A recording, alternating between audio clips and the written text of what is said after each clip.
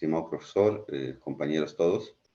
A nuestro grupo hoy nos toca exponer respecto al libro Ética para Amador del autor español Fernando Savater, ¿no? Se llama Ética para Amador porque él trata de enseñarle el concepto de la ética a partir de este libro, ¿no? Por ser una enseñanza, señala él, retardada para su hijo porque no ha tenido tiempo como padre para enseñarle y porque teme que al enseñárselo en persona, él pueda tomarlo como una imposición y es lo que menos quiere lograr en su hijo, ¿no? Así que le hace un libro para que él lo vea con libertad y averigüe el concepto con libertad. El libro empieza pues con el capítulo que se llama ¿de qué va la ética?, ¿no? Y Fernando ahí hace una analogía, ¿no? Una analogía entre el ser humano y otras especies, ¿no?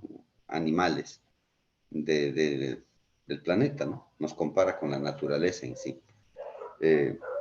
Savater pone muchos ejemplos, ¿no? Pone ejemplos de las abejas que tienen que construir panales, pone ejemplos de los castores que tienen que construir presas en los ríos, pone ejemplo de termitas que construyen su casa y que tienen que defenderla aún contra enemigos más fuertes que ellos.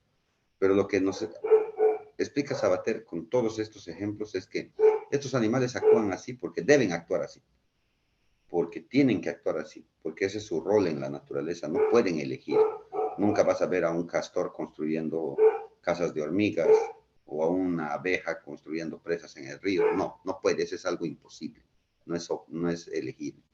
Y eso nos diferencia, dice Savater, de los humanos, de los animales, que nosotros los hombres siempre podamos elegir.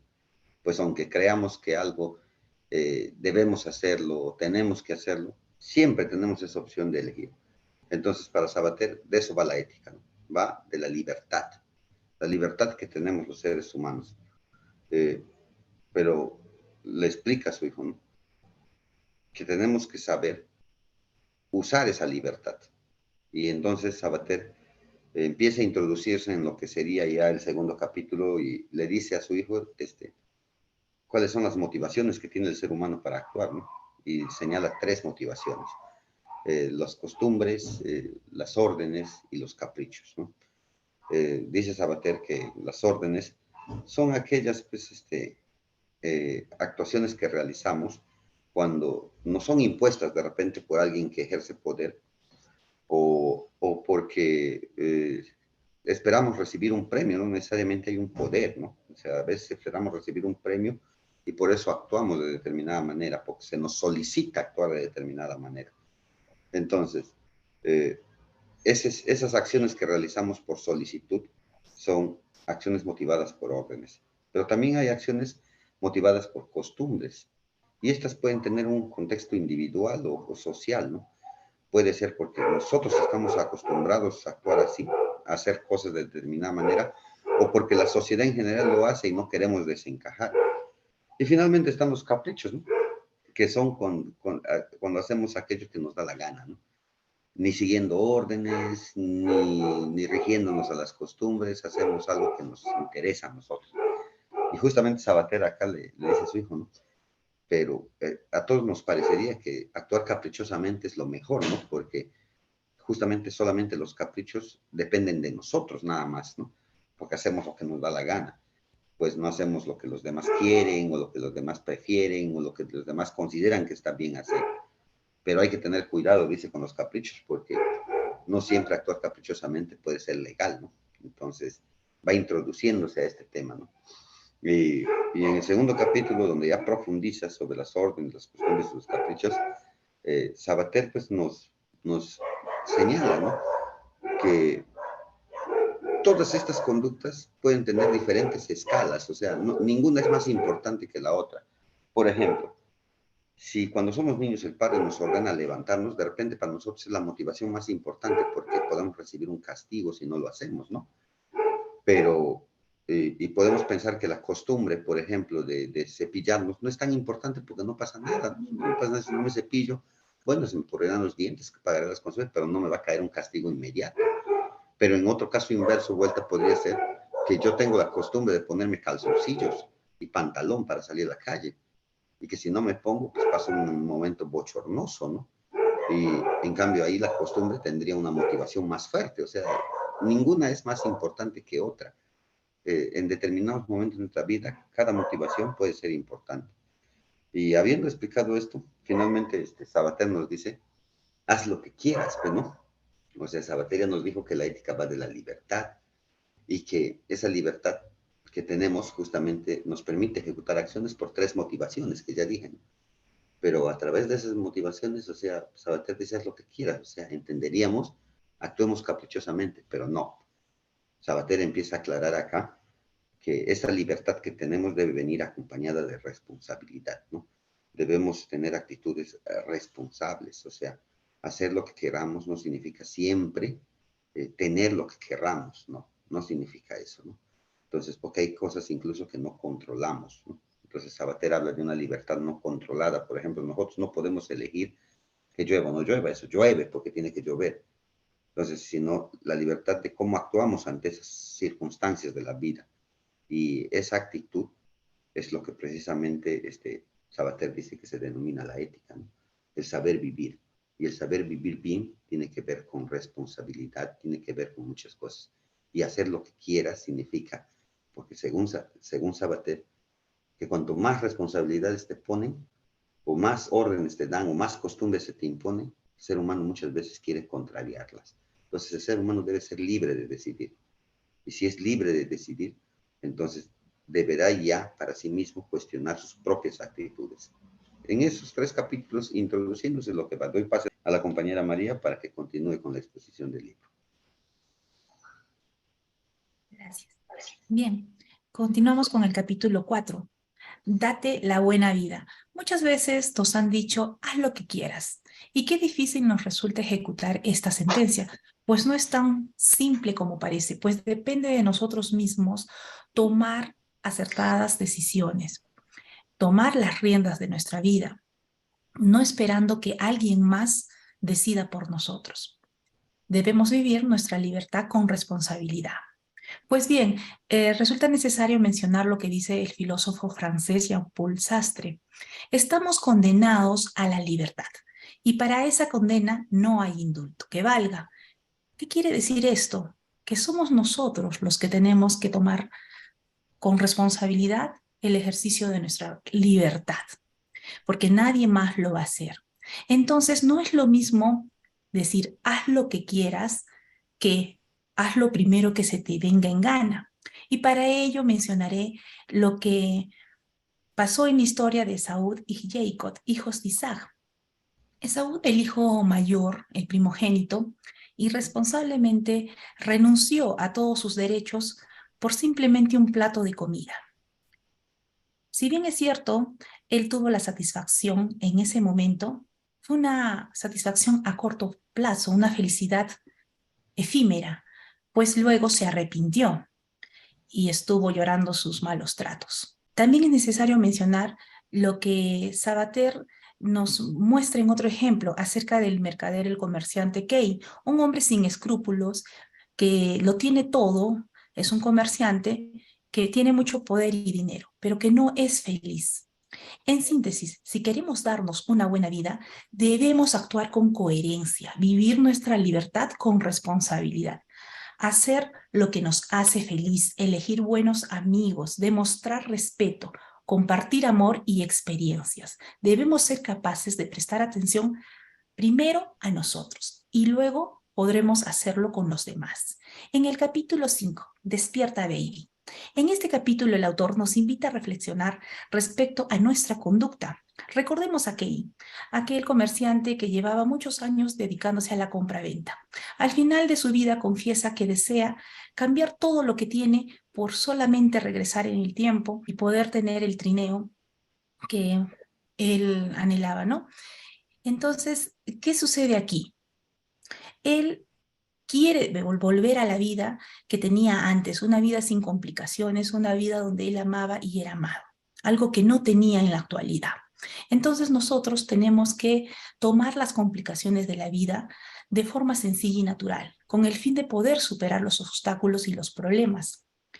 En otro ejemplo, Sabater menciona al maestro y su discípulo. El maestro le pregunta a su discípulo, ¿qué es lo que más te gusta de esta habitación? Y el alumno, muy avispado, le dice, pues esa copa de oro y marfil. ¿Y qué más? Le pregunta, esa bolsa. Y con las manos topadas de cosas materiales que en ese momento lo hacen feliz, el maestro le dice, pues ahora ráscate. Una sentencia tan simple y sencilla. Pues no lo hizo. A veces es así en la vida. Necesitamos cosas sencillas que nos den satisfacción, pero sin embargo preferimos las cosas materiales. Precisamente la ética en este punto intenta investigar en qué consiste darte la buena vida, que va más allá de lo que nos cuentan o de lo que vemos.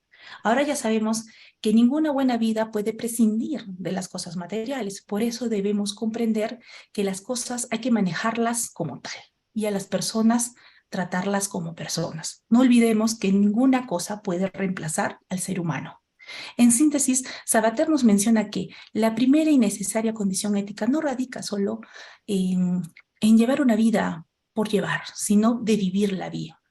Cuando también se habla de la moral, esta se relaciona a las órdenes y a las costumbres, que normalmente son respetadas. Debemos comprender el porqué de ciertos comportamientos y por qué nos conviene hacerlos. En el capítulo 6 aparece Pepito Grillo. En este capítulo Sabater nos habla acerca de la imbecilidad, o mejor dicho, el tipo de obligación que tenemos como seres humanos pensantes. Para ello, el autor ha logrado reconocer hasta 5 tipos. El primero, el que cree que no quiere nada, es decir, el típico sujeto que no desea nada en la vida. El segundo, aquel que decide lo primero que se le atraviesa en el camino. El tercero, el que no sabe lo que quiere ni le interesa saberlo, es decir, el conformista. El cuarto es aquel individuo que todo lo quiere fácil y que todo lo quiere rápido. Y el último es aquel que tiene un plan magnífico, un plan bárbaro.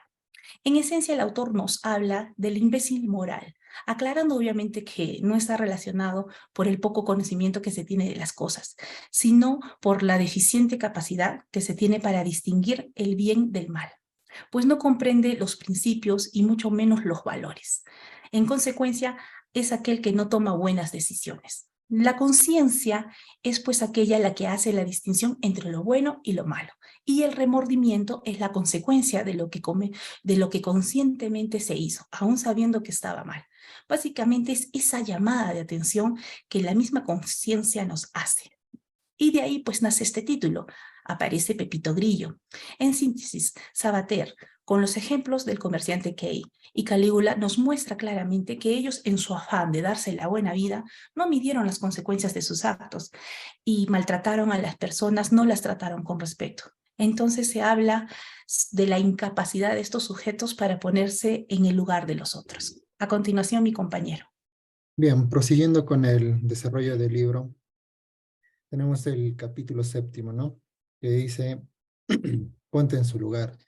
El autor, en este caso Sabater, nos quiere dar a entender en este capítulo que primero debemos ser empáticos, ¿no? Y segundo, que no debemos de dejar de ser humanos propiamente dicho. La narrativa empieza poniéndonos a un personaje, ¿no? Llamado Robinson Crusoe, donde pienso yo que está relacionado a la película El Náufrago, porque es por ahí la misma historia. Este personaje se ve en un lugar perdido, ¿no? Sin embargo, por su astucia, por su capacidad, por su inteligencia, llega a, a poder sobrevivir, ¿no? Ante todos los eventos que ocurrían en ese lugar. Sin embargo, su tranquilidad, su felicidad que tenía en el momento se ve un poco alterado porque encuentra la huella de una persona, ¿no? En este caso de la pierna de una persona. Partiendo de esto, ¿por qué? La pregunta vendría, ¿no? ¿Por qué se ve alterada esa tranquilidad de este personaje? ¿Por qué? Porque en primero él llega a, a percibir ese temor, ¿no? De que la persona con quien llega a relacionarse o con quien llega a encontrarse en ese lugar podría ser una persona mala, ¿no? Que podría de repente, no sé, ver truncado algunas situaciones, ¿no? Para él. Es por eso que el personaje empieza a ver toda la parte negativa respecto de esta presunta persona, ¿no? Eh, el autor en esta parte nos indica que vivimos mucho apegado a las opiniones de las demás personas, ¿no? El cual no nos dejan ser libres. ¿Por qué? Porque estamos sometidos a qué dirán o qué opinarán de mí, ¿no? Entonces, en esa parte el autor hace una separación, ¿no? De decir, oye, la ética, propiamente dicho, no se basa a los juzgamientos de los demás, sino a cómo tú mismo vives en una sociedad y cómo te relacionas con los demás. Pero en este caso, los valores va a depender de ti, no de los demás, no las críticas, no las normas propiamente también que se te imponen, ¿no? Sino propiamente de ti tus valores, ¿no? También nos da a otro personaje, ¿no? Marco Aurelio, que dice, ¿no? Este emperador, dentro de su gobierno, sabía, ¿no? Que todas las personas que violaban, mataban, robaban, debían someterse a un castigo, ¿no? Sin embargo, él hace ahí, ¿no? Un paréntesis y dice, si bien es cierto, esas personas pueden tener esas conductas, pero nosotros, propiamente como seres humanos, porque eso nos distingue de repente un animal, ¿no? Debemos ser empáticos, debemos ponernos en la posición de esta persona y entender por qué el motivo de esa conducta, ¿no? Y no someterlo más o hundirlo más, ¿no? Porque esto no va a contribuir que esta persona pueda cambiar si nosotros mismos lo alejamos de nosotros, ¿no? Y también, también el temor que toda persona tiene, ¿no? Que queremos estar siempre adelante, pero haciendo daño a los demás. Entonces, esa frasecita que yo rescato dice, ¿no? Que muchos nacemos pensando ser ratones o ser leones. Entonces, esa frase, por ejemplo, debe de desaparecer en este caso, para Marco Aurelio, ¿no? ¿Por qué? Porque todos nacemos con los mismos derechos, con las mismas igualdades, ¿no? Y por lo tanto, nuestro propósito es vivir en una sociedad, ¿no? Donde desarrollemos todas las actividades que nos gusten, ¿no? Sin dañar al otro. En conclusión, en esta parte podríamos decir que la ética está relacionada más a la forma de cómo se vive, ¿no? Y la forma como tú te relacionas con los demás, ¿no? La forma empática que tienes a esas personas y desterrar la parte de los juzgamientos, ¿no? No debemos de juzgar a los demás.